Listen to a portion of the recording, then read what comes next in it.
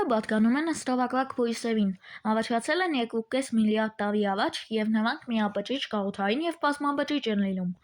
Ջրիմունների մարմինը կոչվում է թալոմ։ Ջրիմունները ամենուրեք են քաղցրահամ և աղի ջրավազաններում, տաք աղբյուրներում և այլն։ Միաբջիջ ջրիմունները կազմված են մեկ բջջից։ Նրանք ֆոտոսինթեզի ժամանակ մեծ քանակությամբ թթվածին են անջատում։ Կաղութային ջրիմունները կարողանում են պարունակել մի քանի բջջից մինչև հարյուրավոր բջիջներ։ Բազմաբջիջ ջրիմուններն են լամինարիան, ուրվանը և այլն։ Զովային ջրիմունների մեծ մասը կանաչ ջրիմուններ են, բայց կան նաև գորշ և կարմիր ջրիմուններ։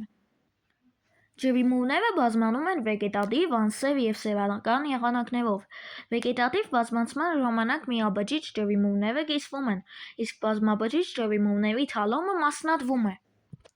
Անսև բազմացումը կատարվում է հատուկ բջիջների և սպորների միջոցով։ Սեռական բազմացման ժամանակ առաջանում են երկու սեռական բջիջներ՝ գամետներ, որոնք միաձուլվելով ձևավորում են նոր բջիջ՝ զիգոտ։